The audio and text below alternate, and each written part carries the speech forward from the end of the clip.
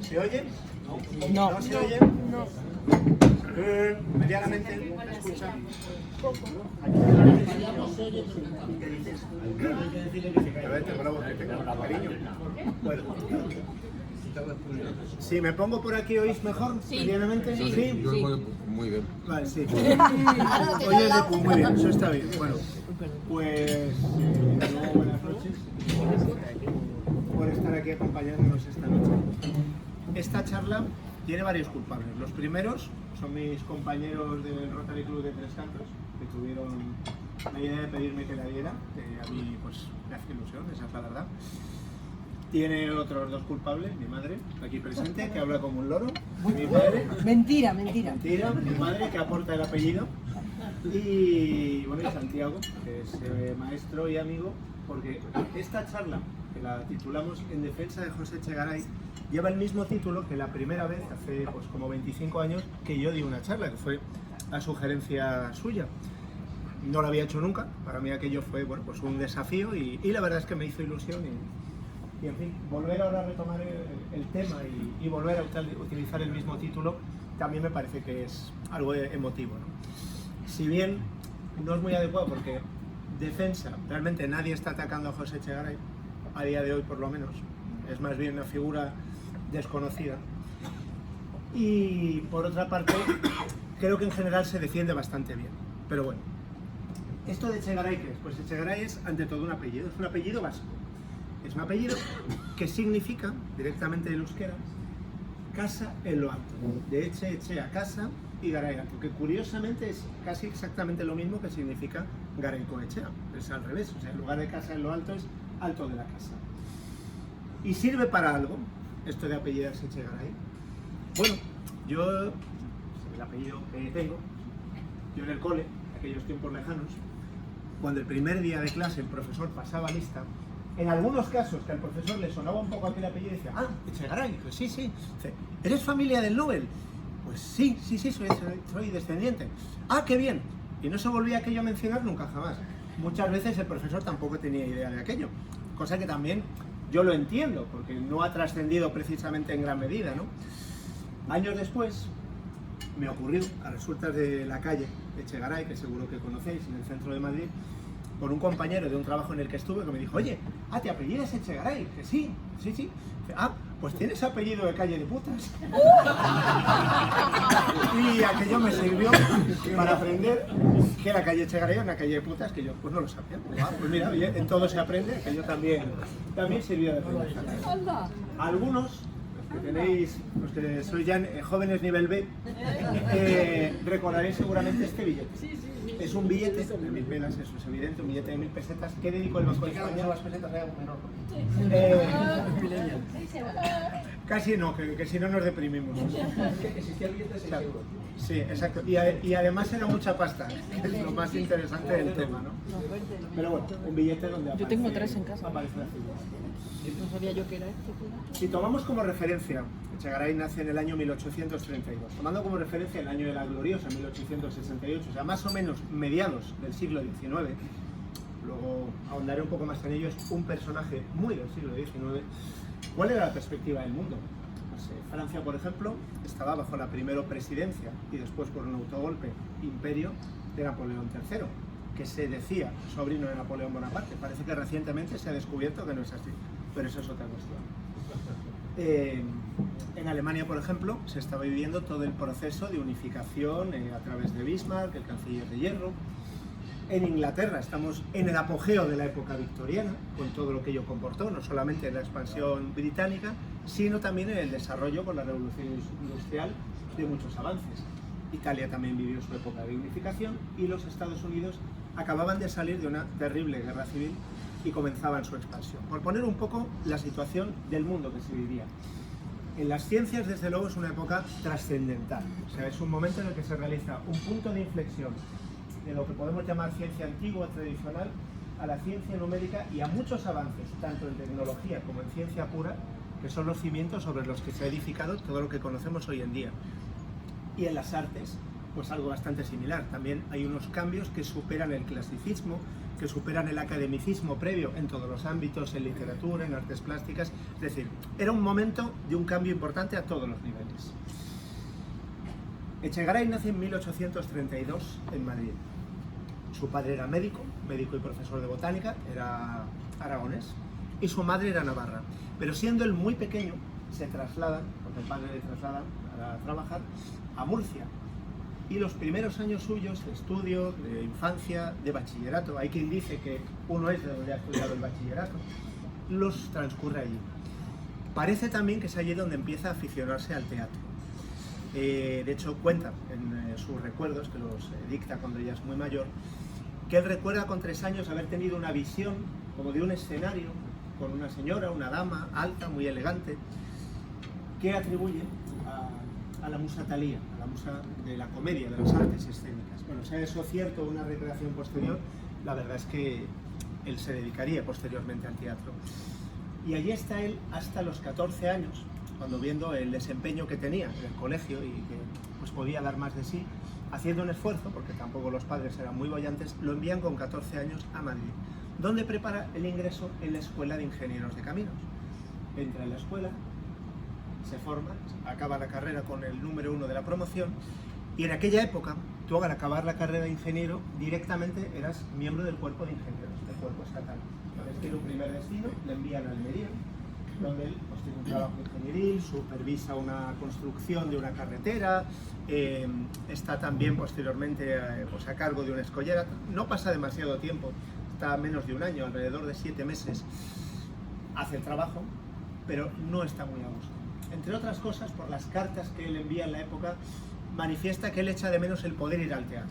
O sea, él desde siempre, y eso lo vamos a ver, tuvo 2 grandes pasiones, 2 grandes pulsiones, la matemática pura y el teatro. Posteriormente, coincidiendo pues cuando llega el bienio liberal, la bicalvarada, de la Escuela de Caminos le llaman porque existe la posibilidad de hacerse con una plaza de profesor de cálculo. No se lo piensa, va a Madrid, ocupa esa posición y empieza con sus primeras obras, como este manual que tenemos aquí, que eran manuales estrictamente de cálculo pensados para los alumnos. Tendrá una producción bastante prolija, bastante abundante, de libros de matemática orientados a la docencia. Durante ese tiempo, él como profesor de la escuela, tiene un salario muy exiguo, se le ocurre crear una academia para preparatoria y para refuerzo de los alumnos. Económicamente le va muy bien, pero llega un momento en que se dictamina una ley de incompatibilidades y tiene que elegir. Y opta por dejar su academia y seguir en el cuerpo de ingenieros. Él le manifiesta al director de la escuela que realmente él pues, querría poder hacer algo más y un poco como compensación recibe una serie de mandatos para viajar.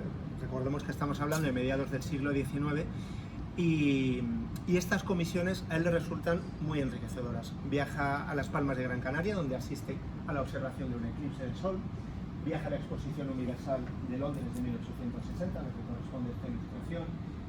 Pensemos lo que hemos dicho antes, es una época de grandes descubrimientos, de grandes avances, es decir, en un salón de exhibiciones como este de la Ilustración, estaba verdaderamente concentrado el conocimiento y los avances de una época. Viaja también a los Alpes en el año 1862, en ese caso para supervisar la excavación, no para supervisarlo, para observar la excavación del primer túnel que se realizaba bajo los Alpes, de Italia a Suiza. Tenía el mandato de ver cómo era la tuneladora que se estaba empleando, no le dejan tomar apuntes de ella, no le dejan acercarse mucho, pero parece que con lo que él ve se hace bastante a la idea, realiza unos bocetos que según se ha visto posteriormente reflejaban de una manera muy exacta cómo era aquella maquinaria. En el año 1854, si no me falla la memoria, no, 62, bueno, con 32 años, recibe la invitación a unirse como miembro de pleno derecho de la Real Academia de Ciencias Exactas, Físicas y Naturales. Esto permite una reflexión. Por un lado, pensar que con 32 años pensaban que tenía nivel para ser académico, y por otro lado también cuál era el panorama científico en la España de la época para que una persona con 32 años, que realmente había hecho una serie de manuales docentes, pero que no era un gran científico, no era un gran investigador, ocupase esa posición. No obstante, lo más interesante es el discurso con el que él entra en el año 65, efectivamente, en la academia, porque fue un discurso muy polémico. Es decir, él, como digo, siempre fue un enamorado de la matemática pura. Y en el discurso que ofrece, dijo, entre otras cosas, que en España no había habido matemáticos de primero, de segundo ni de tercer nivel. Entre otras cosas, documenta, hablando del discurso de los descubrimientos científicos, dice, allá en el extranjero, para probar que no lo hay aquí, en un país como el nuestro, donde no hubo más que látigos, hierro, sangre, rezos, braseros y humo, fanatismo e intolerancia, en suma. Pues esto ha cogido con bastante polémica. Defendió la tesis de que mientras en España había habido literatos, artistas, filósofos, navegantes, pintores, jamás ha habido un matemático. O sea, la ciencia matemática, declaraba, nada nos debe, no es nuestra, no hay en ella nombre alguno que labios castellanos puedan pronunciar sin esfuerzo. Hombre, la verdad es que si te invitan a una casa y empiezas diciendo eso, la acogida por lo menos es peculiar. Pero bueno, carácter técnico. Posteriormente, ingresó en el Ateneo, y bueno, pues Ateneo a las consecuencias. Allí empieza a conocer gente del mundo político, conoce a Canalejas, por ejemplo, conoce a Emilio Castelar, que ha llegado a nuestros días con su fama de orador, y a través de estos políticos empieza a interesarse desde su faceta matemática por la economía, ámbito que él desconocía completamente. Los que provenís de ese mundo sabréis que era una época de otros grandes cambios del siglo XIX con dos, llamémoslo, escuelas o pulsiones principales: el proteccionismo y el librecambismo. Es decir, el proteccionismo, barreras arancelarias para que cada país estuviera centrado en sí mismo, sino en una autarquía estricta, sino un proteccionismo abierto. Y el librecambismo, en la medida de lo posible, eliminar las barreras arancelarias. Esto hoy en día, viviendo en un país que está en la Unión Europea como es el nuestro, lo entendemos perfectamente, pero en la época era algo muy rompedor. Y él se adscribe claramente a la línea librecambista. Es a través de estos políticos que conoce y de esa pasión que le surge desde el conocimiento matemático por la economía, que se involucra en el mundo de la política. Él declaraba que realmente él, en política, con la gente que él trataba, no era de unos, no era de otros, le decía, nosotros hacemos rancho aparte. O sea, él estaba por una idea, por un lado de servicio, y por otro, muy objetivamente práctica en el ámbito económico. Pero efectivamente ingresa en el Congreso de los Diputados. Pronto empieza a afianzar un prestigio que realmente él ya se había ganado en el Ateneo como orador, como polemista, defendiendo ideas.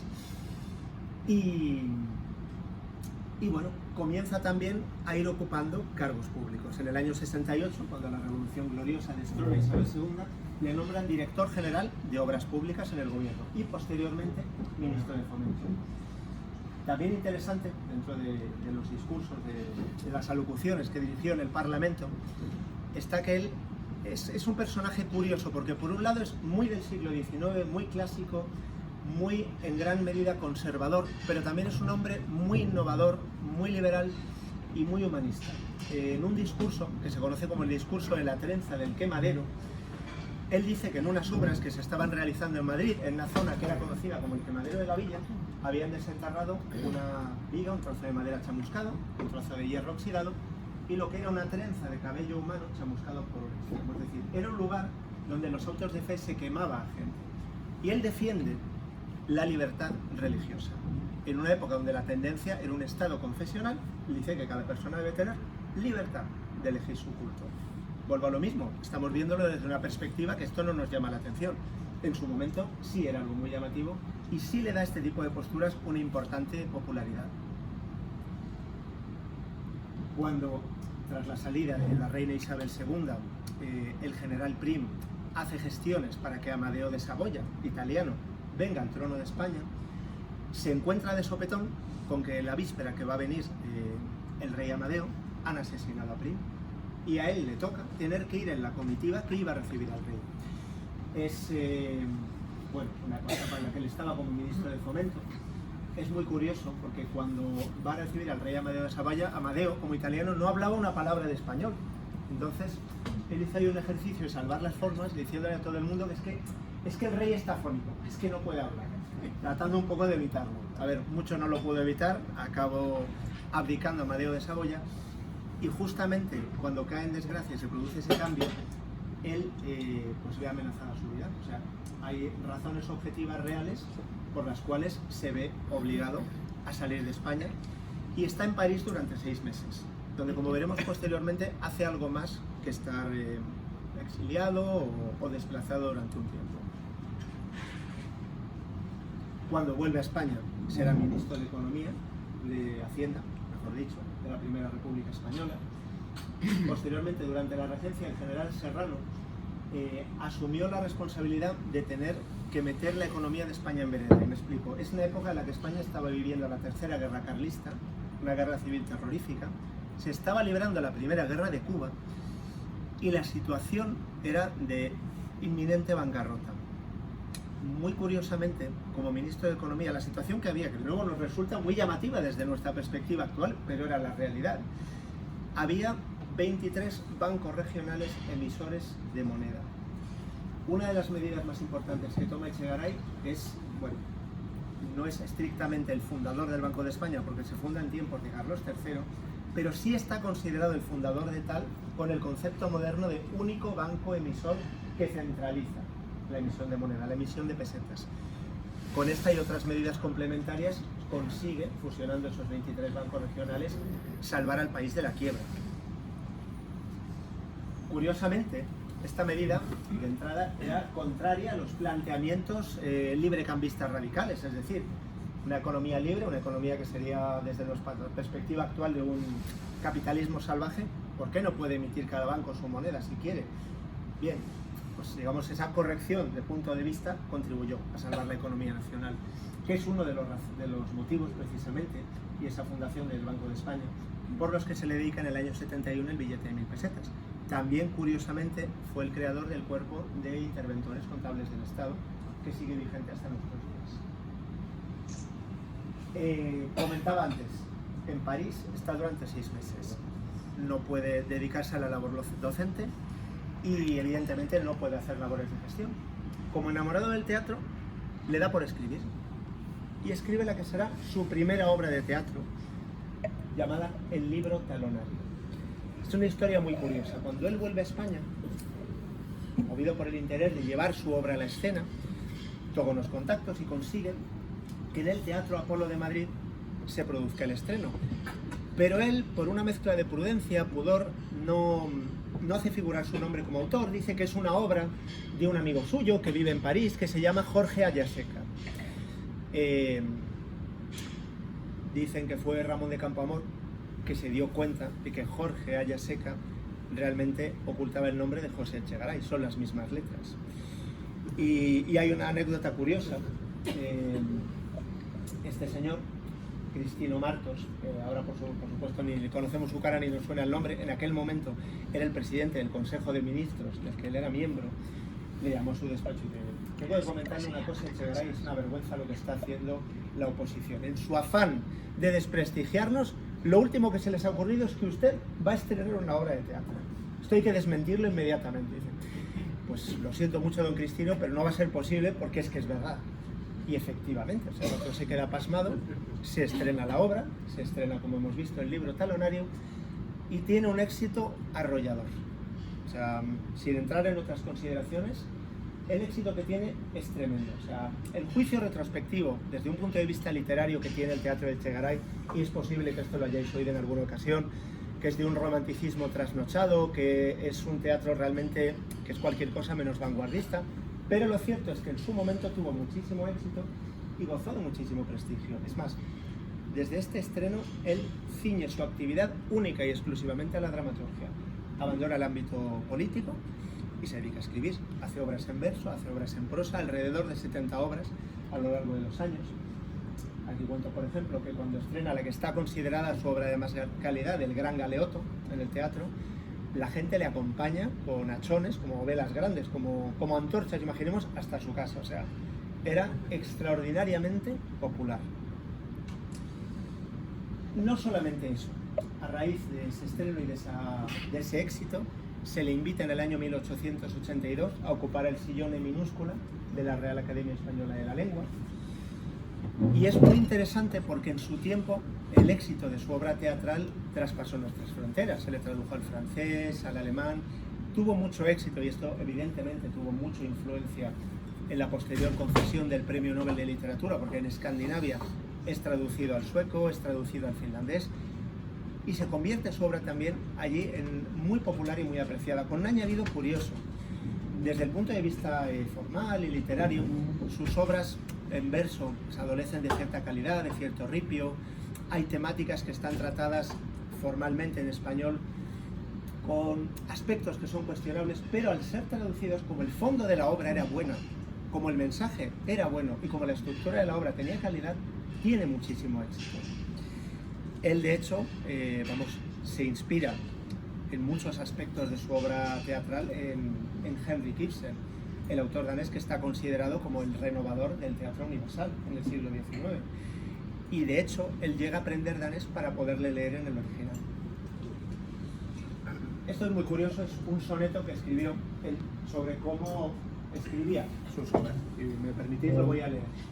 Escojo una pasión, tomo una idea, un problema, un carácter, y lo infundo cual densa dinamita en lo profundo de un personaje que mi mente crea.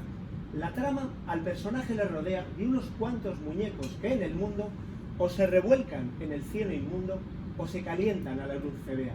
La mecha enciendo, el fuego se prepara, el cartucho revienta sin remedio y el astro principal es quien lo paga. Aunque a veces también en este asedio que al arte pongo y que al instinto halaga, me coge la explosión de medio a medio. Bueno, no sabemos si realmente era así, tampoco es un gran soneto, pero bueno, es curioso. El Nobel de Literatura, como he dicho antes, de 1904, le es concedido compartido con el poeta provenzal francés Frédéric Mistral. Y es muy curioso porque a veces, si te documentas, te encuentras cosas que son ciertas, como bueno, es que en el año 1904 el Premio Nobel de Literatura no tenía el prestigio que tiene hoy en día. Digo, es verdad, en aquella época no le habían dado un premio a un presidente de los Estados Unidos recién elegido de la paz que luego bombardeó un país. Quiero decir, hay muchos aspectos cuestionables del Nobel entonces y del Nobel ahora. Pero para mí resulta más interesante, por ejemplo, que entre otros nombres que había barajado la Academia Sueca en su momento, estaban autores tan incuestionables como el propio dramaturgo Henrik Ibsen, como Rudyard Kipling o como Leon Tolstoy. Es decir, eran opciones que se habían barajado. Por otra parte, si el premio no tenía tanta relevancia, no tiene mucho sentido que en aquel momento Echegaray tenía 72 años, él lo viaja a Estocolmo, el premio se lo entrega al rey de España, Alfonso XIII. Si no fuera un premio que tuviera cierta relevancia, tampoco tendría sentido. Sea como fuere, es también muy interesante que, si bien él, por supuesto, se siente honrado, se siente reconocido con el premio, él nunca se consideró verdaderamente un literato. Él se consideró un científico, un matemático, un ingeniero, y para él la literatura era una pasión, pero una pasión que tenía más como un hobby que como algo que verdaderamente quisiera ocupar su tiempo en ella.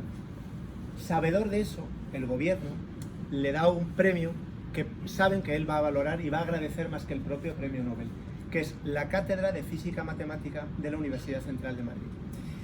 Él tiene 72 años.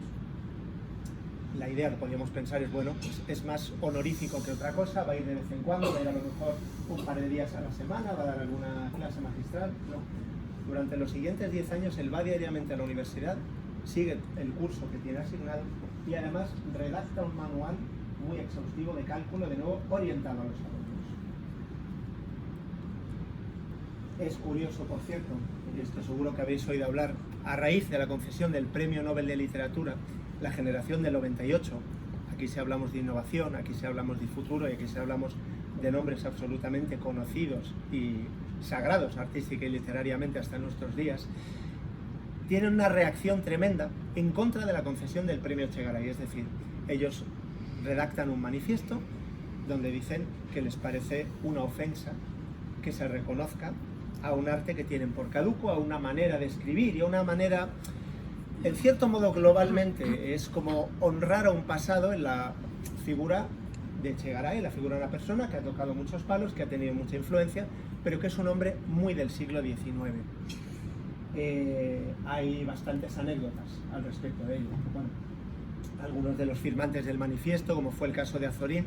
No lo he metido en la presentación, hay una notita muy curiosa de Echegaray felicitando a Azorín por una obra suya, curiosamente. También Miguel de Unamuno. Años después reconocieron que había sido una crítica hasta cierto punto oportunista y abiertamente injusta. No obstante, el polemista más conocido, más controvertido y más abiertamente opuesto a Echegaray no fueron ellos, fue Ramón María de Valle Inclán o Ramón Valle Peña, que era su nombre de verdad. Un par de anécdotas, una es muy conocida, cuando se le dio el Premio Nobel de Literatura y le dedicaron la calle Echegaray, Valle Inclán se dice que envió una carta a la calle del viejo idiota y que la carta llegó. Se cuenta también que estando en un teatro durante una representación de una obra de Echegaray, uno de los personajes grandilocuentes, un romanticismo trasnochado, le decía a la dama protagonista: señora, es usted un manojo de nervios de acero bajo una piel de seda. Y parece que él se levantó y dijo: eso no es una mujer, eso es un paraguas. Bueno, queda la anécdota en cualquier caso. La cuestión, y es interesante, es que esa crítica genera un efecto rebote y acrecienta la popularidad, la fama y el aprecio que tiene a nivel de la calle Echegaray. Tenía también sentido del humor. Cuando tenía 83 años, en una obra que impulsa Lázaro Galdiano contacta con él y le encarga redactar pues, lo que serían un poco sus memorias al dictado. Él ya no ve bien, no puede escribir y una persona lo va redactando, ¿no? Y entre otras cosas le preguntan: ¿cómo ve usted la vida a sus 83 años? Y dice: pues que no puedo morirme, porque si he de escribir mi enciclopedia elemental de física matemática necesito por lo menos 25 años más. En el año 1916, en abril, fallece. El rey Alfonso XIII dictamina que se le rindan honores de capitán general y realmente, bueno, la foto de la época de un periódico lo refleja, fue enterrado en el orden de Múltiples, ciertamente. Y básicamente ese es el personaje, esa es la trayectoria, esa es la obra. En las exequias, la generación del 98, y no solamente ellos que reconocen la injusticia, sino que también hay personajes como Jacinto Benavente o Pérez Galdós, fuera de la generación del 98, que reconocen la calidad de su obra. También el que sería el siguiente premio Nobel español, Ramón y Cajal, Nobel de Medicina en este caso, dijo: era incuestionablemente el cerebro más fino y exquisitamente organizado de la España del siglo XIX. Y algo que va muy en la línea de lo que hemos comentado. Cuando fallece, Mariano de Cavia escribe a su muerte el siguiente epitafio: aquí yace el siglo XIX. Y en gran medida era así. En gran medida era así por cómo él había afrontado el teatro. No solamente eso, también por cómo él, desde su conocimiento y su capacidad científica, en particular, había desarrollado sus manuales y su enfoque de la física. Es decir, él vive una época que la física tradicional, él todavía en vida es consciente de que se supera por la física cuántica, por cuestiones que trascienden y que la física convencional, la física que ha existido, la del 18 y hasta más de mediados del 19, no tenía respuestas. Es decir, era un personaje a fin de cuentas de otra época, por lo cual realmente se justifica. Es aquí yace el siglo XIX. Pero yo quería plantearos una reflexión que no tiene directamente que ver con su figura, pero que me parece que es interesante. ¿A quién quieres más? ¿A mamá o a papá? A la abuela. A la abuela. O sea, es una buena respuesta. Lo que es esto de a quién quieres más, a mamá o a papá. Pues vamos a ver. La eterna diatriba. ¿Ciencias o letras? ¿Quién es más listo? No, es que yo soy ingeniero. No, es que yo soy físico nuclear. No, yo es que soy filólogo y soy literato y además he escrito no sé qué. No, es que yo conozco la métrica interna de los versos de no sé qué. No, es que tú no sabes resolver una ecuación de segundo grado. Vamos a ver. Viendo un personaje que ha tocado todos los palos y todos con brillantez, como es el caso, él toda la vida sostuvo que la grandeza de los pueblos se debía precisamente a un equilibrio entre los conocimientos y los desarrollos científicos y técnicos y los artísticos y literarios. A ver, al final hay tontos de ciencias y hay tontos de letras. Igual, no, es que es la pura realidad. O sea, somos personas. Y además os digo también una cosa, y aquí me salgo del papel de ponente.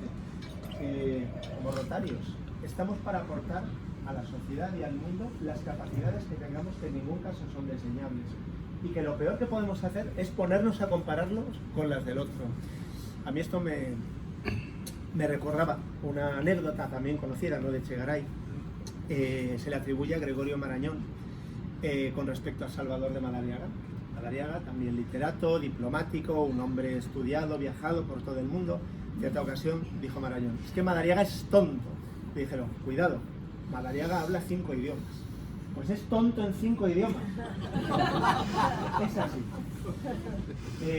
Las crónicas científicas que es también cierto, Echegaray. A ver, yo he querido evitar de un personaje que es complejo en cuanto a lo prolijo de las cosas que hizo, hacer un catálogo. Quiero decir, por ejemplo, también tenía la Orden del Toisón de Oro. No aporta mencionarlo, es una curiosidad como muchas otras, ¿no? Pero sí que es importante, y me gustaría concluir comentando, tuvo una importante faceta de divulgador de la ciencia. Él decía que si él hubiera sido rico, nunca lo fue.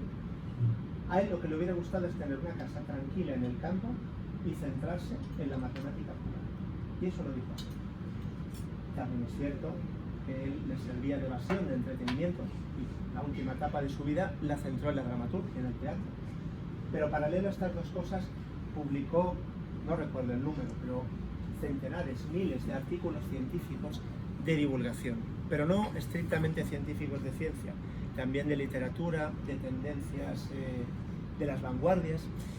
Y en definitiva creo que probablemente desde ese punto de vista, y considerando que sus artículos tocaron pues, prácticamente todas las temáticas imaginarias, pues posiblemente hubiera sido un buen rotario. Y bueno, espero no haberos aburrido demasiado. Bravo, bravo, bravo, bravo, bravo.